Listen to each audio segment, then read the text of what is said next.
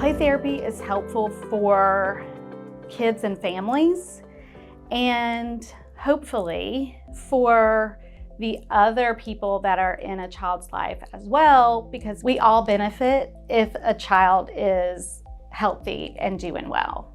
We say that play is the language of children, and so we really get so much more information and can connect so much more when we're using play than with traditional talk therapy. Also, it happens to be kind of fun, and so we get the buy-in of kids a lot easier when we have games and toys and other things that are interesting than maybe we would if we just had couches and asked them to just sit still and talk.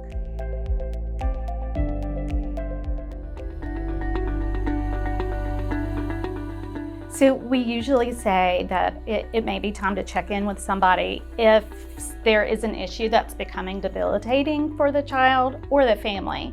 Sometimes the kid might feel like they're fine with the issue, whatever it is that's going on, but the parents may feel like, but really it's affecting our entire family or our entire life. So this is my office, and we have a lot of fun stuff in here. For the large part, we like to let kids choose.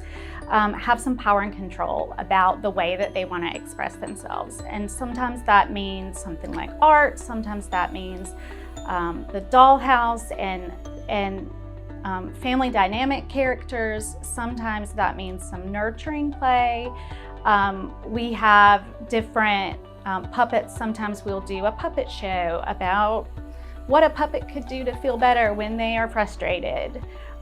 Sometimes we will see a child process something that's happened to them, and they will do the very similar play as the trauma that has happened to them, which is fascinating.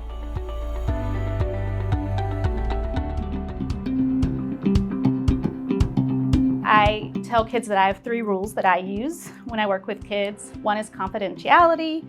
One is there's no right or wrong answer. Anything you say here is going to be okay with me. And then the third one is if there's anything I ask you to talk about that you don't want to talk about, you don't have to. And so ideally, that gives the child a lot of power and control, and then they feel more comfortable.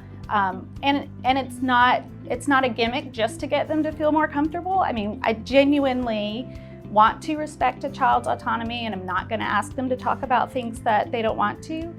But we have a lot of ways of talking about the periphery things without them ever having to say, here are the things that have happened to me.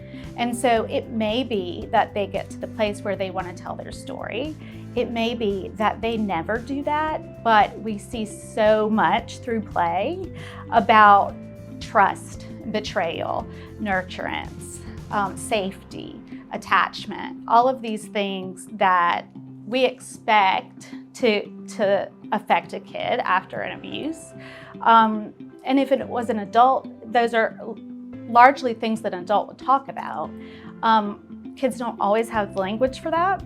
And when they don't, we can assume that they don't necessarily have to have the language for their brain to still be processing it and working on it.